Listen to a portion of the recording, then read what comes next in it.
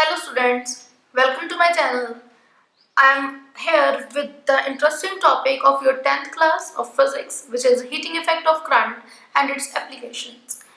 That in last video, in our previous videos, we already have discussed the electric power and electric energy, and this topic is also related to electric energy. Okay, then first is the heating effect of current. What is the heating effect of current? We will study about this.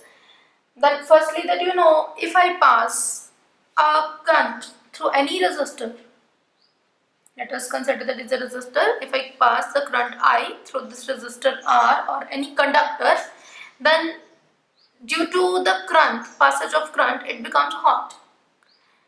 That that is practically you also noticed this thing in our homes, okay, like in electric bulb, electric fan.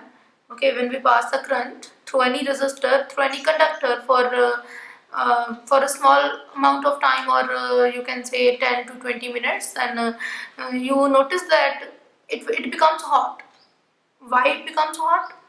Firstly that कि जो conductor है it opposes some resistance, some opposition to the current.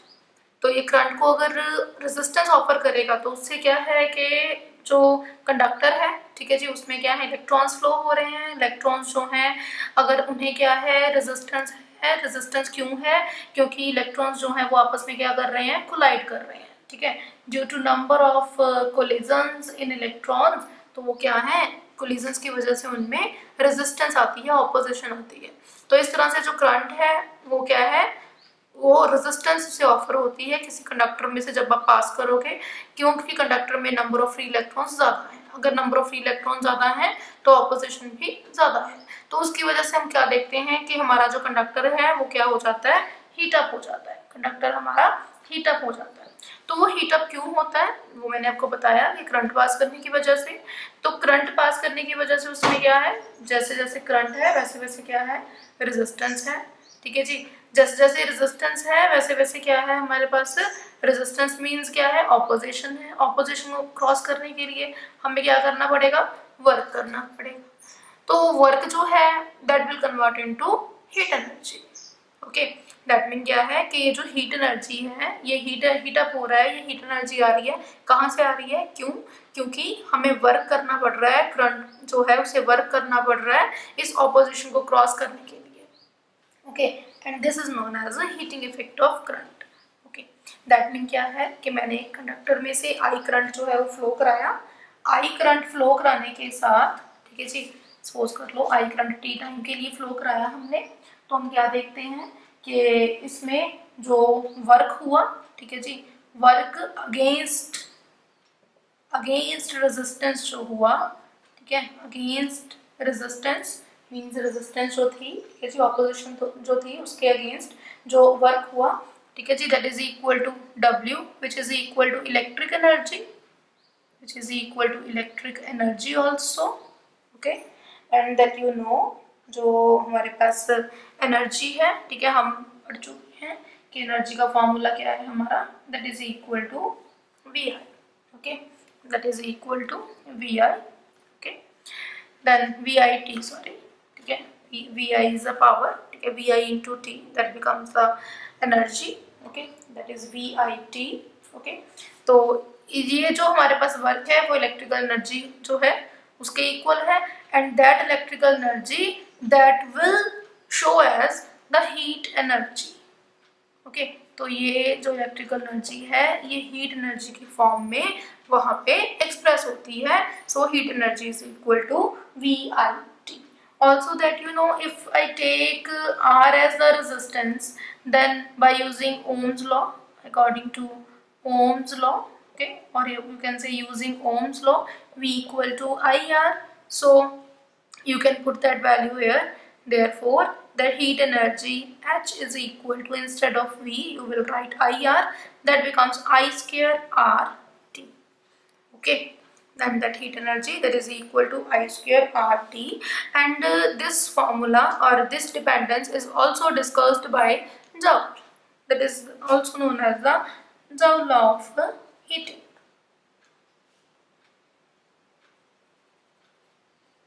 Okay, that is also known as the law of heating.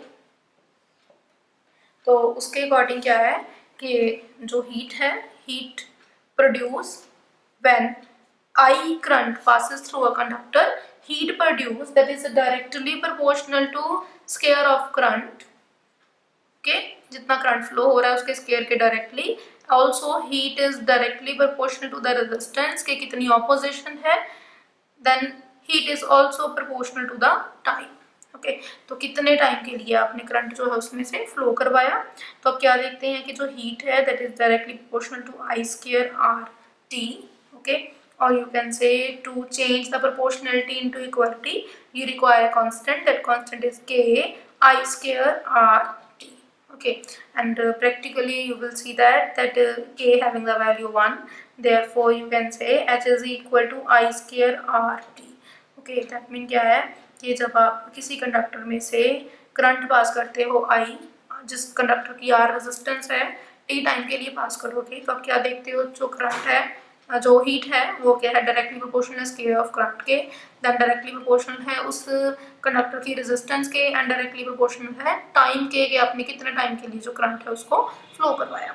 Then combinedly you will get the formula H is equal to I square RT. It is also known as Joule law of heating or Joule law of heating. Okay, this is very important. Okay, तो हमें यहाँ से ये पता चल गया कि heat जो है वो किस किस फैक्टर पे डिपेंड करती है।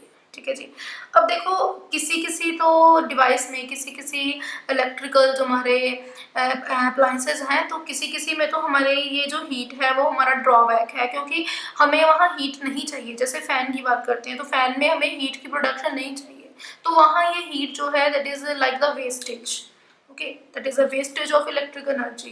बट दैट यू नो कि हमारे कुछ ऐसे डिवाइसेस भी हैं जिनसे हम क्या है कि जो हीट है वो हमें चाहिए, लाइक इलेक्ट्रिक हीटर है, गीजर है। ओके, तो जिसमें क्या है हम हीट को यूज कर रहे हैं, तो वहाँ ये जो हीट एनर्जी है, ठीक है, that is the requirement to operate that device. ठीक है जी, तो वहाँ ये जो हमारा फैक्टर है ये क्या है, एप्लीकेशन बन गया। ओके, तो हम यहाँ आगे स्टडी करते हैं कि हमारे पास क्या क्या एप्लीकेशंस हैं डेली लाइफ की। ठीक है, तो हम डेली लाइफ की कुछ एप्लीकेशन स्टडी करते हैं हमारे पास heating effect of electric current की। तो फर्स्ट एप्लीकेशन जो आती है that is in case of electrical devices कह सकते हैं हम, या फिर हमारा जो इलेक्ट्रिकल डिवाइसेस, ओके, डिवाइसेस के केस में like heater, electric iron, okay, and like toaster, okay, oven है। ठीक है जी, तो ऐसे कितने ही हैं हमारे पास। ठीक है जी, ओवन है, तो इस तरह के कितने ही हमारे पास डिवाइसेस हैं। ठीक है जी, जिनमें हम क्या देखते हैं कि जो ये हीटिंग इफेक्ट ऑफ करंट है उसे हम यूटिलाइज कर रहे हैं। कैसे यूटिलाइज करते हैं देखते हैं। तो फर्स्टली क्या है कि हम इनमें क्या करते हैं, एक एलिमेंट यूज करते हैं। शायद आपने हीटर की रॉड में देखा होगा कि हमने एक वहाँ पे एक एलिमेंट लगाया होता है। ठीक है, that is made up of alloy. ठीक है, अलॉय को यूज करते हैं हम, किसी मेटल को यूज नहीं करते। ठीक है जी, क्योंकि जो मेटल है वो इतने हाई टेम्परेचर पे, ठीक है, क्योंकि यहाँ तो हमें बहुत हाई टेम्परेचर करना है। ठीक है, तो इतने हाई टेम्परेचर पे जो मेटल है, ठीक है जी, वो क्या है हमारी मेल्ट हो जाएगी। ठीक है जी, दैट्स वाई क्या है हम क्या है अलॉय यूज करते हैं। अलॉय जैसे हमारा बात करते हैं अगर हम हमारे हीटर की, तो इसमें हमारा निक्रोम का बना हुआ अलॉय होता है। ठीक है जी, that is basically made up of nickel, chromium and iron also. Okay, तो ये क्या है हमारा अलॉय हम क्यों यूज कर रहे हैं, क्योंकि जो अलॉय है वो हाई टेम्परेचर बियर कर सकता है।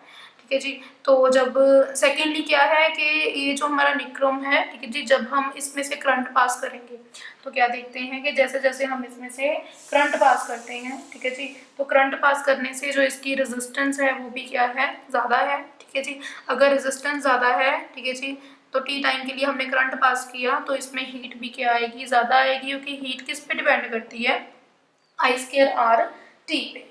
ओके, अगर हम इसका कंपैरिजन करते हैं हमारी कॉपर वायर के साथ, ठीक है, जैसे जो हम अपने डिवाइसेस में यूज़ करते हैं, ठीक है, जो हमारे घरों की फिटिंग में हम यूज़ करते हैं, अगर उसके साथ हम कंपेयर करें तो उसके कंपैरेटिवली इसकी जो रेजिस्टेंस है वो क्या है, ज़्यादा है। रेजिस्टेंस ज़्यादा होने की वजह से ये क्या है, हीट भी ज़्यादा प्रोड्यूस करेगा।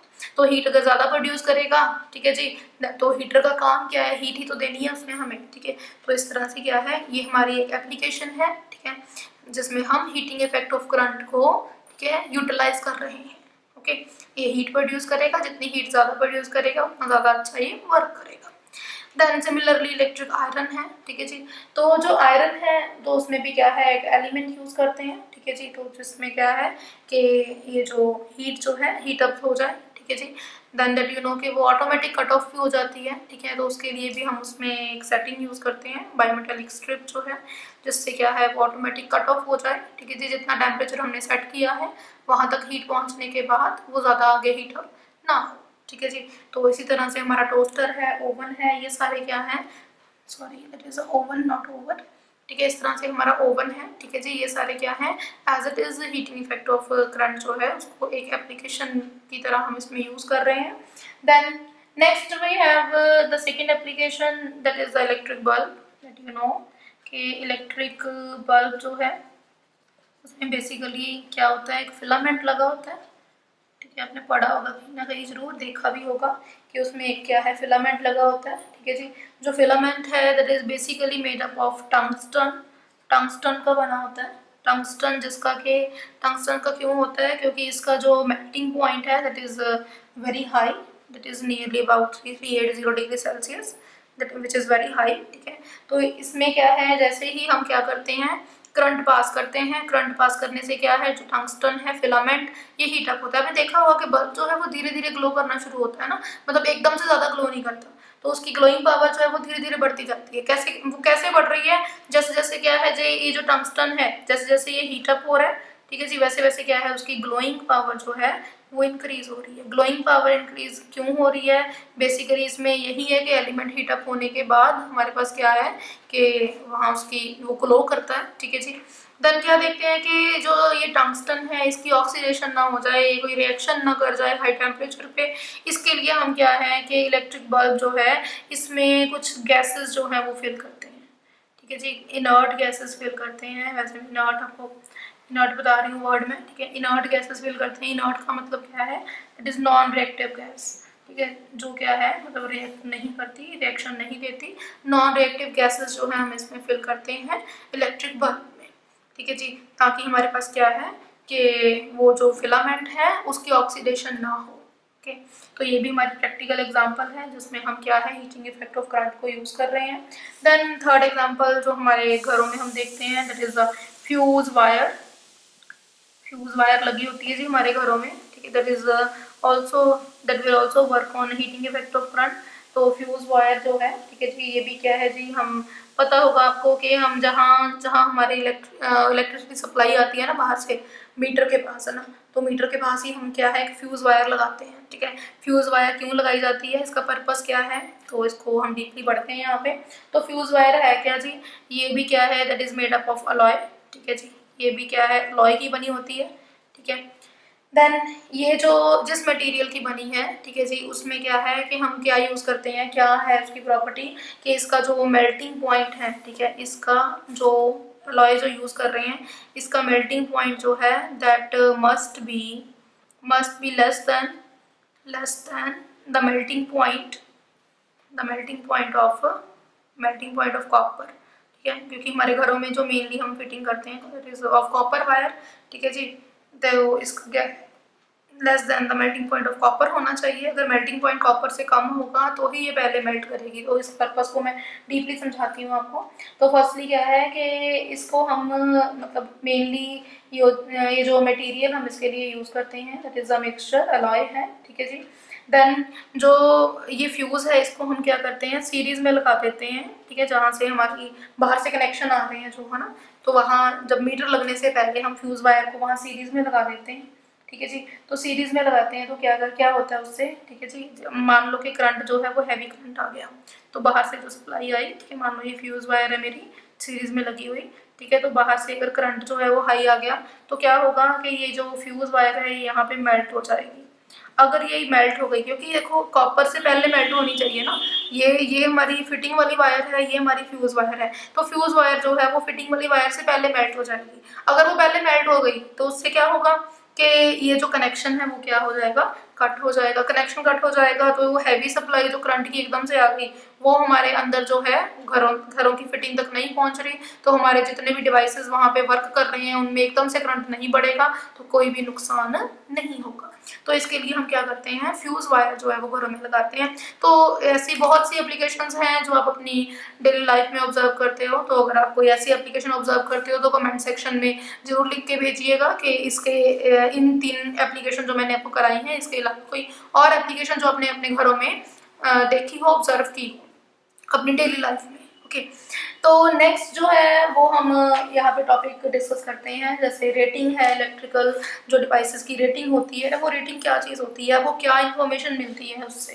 ठीक है, तो हम यहाँ रेटिंग के बारे में डिस्कस करेंगे। जो हमारे पास डिवाइसेस हैं उन पे लिखा होता है कोई ना कोई रेटिंग की होती है, तो वो रेटिंग से आपको क्या इन्फॉर्मेशन मिलती है। ठीक है जी, that is the topic of rating of devices. ठीक है, that is the rating of devices. ठीक है, तो डिवाइसेस की जो रेटिंग है उससे आप क्या इन्फॉर्म करता है, वो आपको क्या इन्फॉर्मेशन देता है, उसके बारे में हम डिस्कस करेंगे। तो यहाँ रेटिंग क्या है, जैसे हम एग्जांपल लेते हैं, सपोज कर लो कि मैंने एक बल्ब लिया। ठीक है, सपोज कर लो एक बल्ब है। ठीक है, और उस पर रेटिंग जो है वो दी हुई है मेरे को कि 100 वाट का है। ठीक है जी, और 250 वोल्ट का है। ठीक है, ऐसे लिखा है 100 वाट का बल्ब है जी, ये 250 वोल्ट है। ठीक है, तो ये जो इसकी रेटिंग है, ठीक है, ये जो इसकी रेटिंग लिखी हुई है, तो वो रेटिंग हमें क्या क्या इसके बारे में बताती है। ठीक है, सबसे पहले तो आपको पता है कि वॉट मतलब पावर। ठीक है, तो इसका मतलब ये है कि ये जो बल्ब है, ठीक है, इसकी पावर जो है वो कितनी है, 100 वॉट है।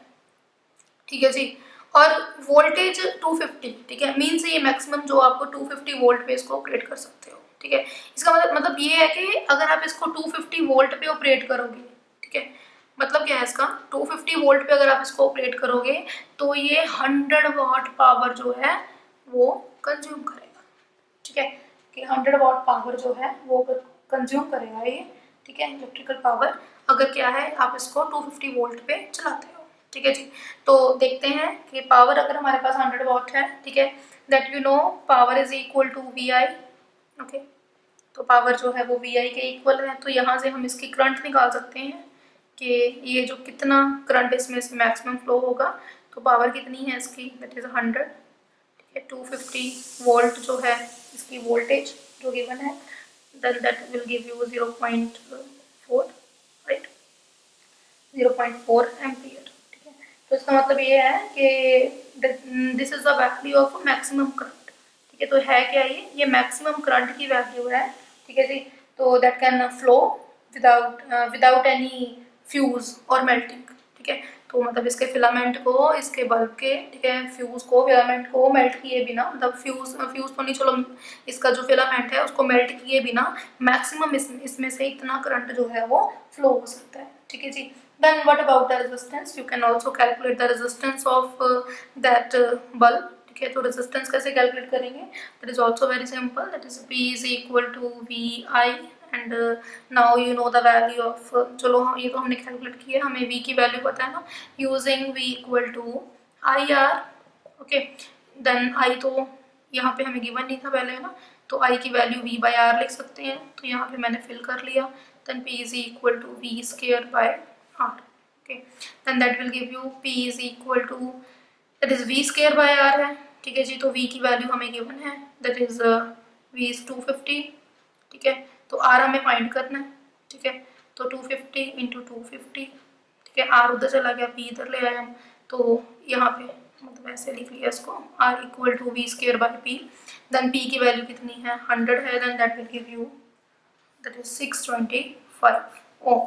ठीक है, तो इस बल्ब की जो रेजिस्टेंस है वो कितनी है, 625 ओम है। ठीक है, तो ये जो रेटिंग है डिवाइसेस की, उससे आप निकाल सकते हो कि उसमें से मैक्सिमम कितना करंट फ्लो करेगा, कितनी उसकी रेजिस्टेंस आएगी। ठीक है जी, तो ये था हमारा आज का बड़ा ही इंपॉर्टेंट टॉपिक। ठीक है जी, तो इसी से रिलेटेड जो है, ठीक है जी, मैं आपको क्वेश्चन दे रही हूँ जिसके जो आंसर हैं आपको कमेंट सेक्शन में लिखने हैं। ठीक है जी, सबसे पहला जो क्वेश्चन है कि मैंने आपको एक फ्यूज़ वायर का एप्लीकेशन करवाया। ठीक है जी, तो आपको बताना है कि जो फ्यूज़ वायर है that is made up of which material basically. ठीक है, कॉमनली जो हम फ्यूज़ वायर यूज़ करते हैं वो किस मटेरियल की बनी हुई है, आपको मटेरियल का नाम लिखना है। That is alloy, that I know, तो मैंने आपको पढ़ाया भी है वो। तो मटेरियल को मिला के बनी हुई है आपको वो मुझे बताना है।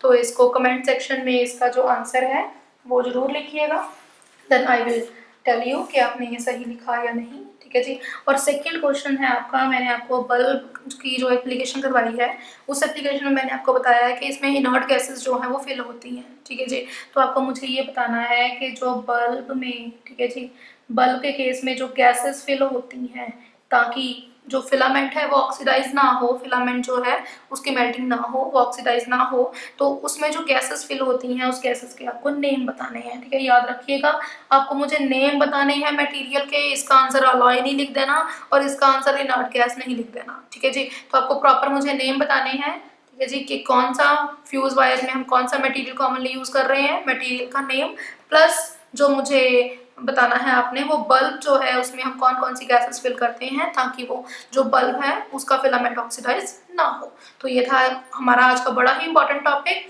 एंड ऑल्सो जो मेरी प्रीवियस वीडियो थी तो उसमें मैंने आपको एक क्वेश्चन पूछा था, दैट वाज कि आपको CGS यूनिट बताने थे कि मेरे पास CGS यूनिट क्या है एनर्जी के।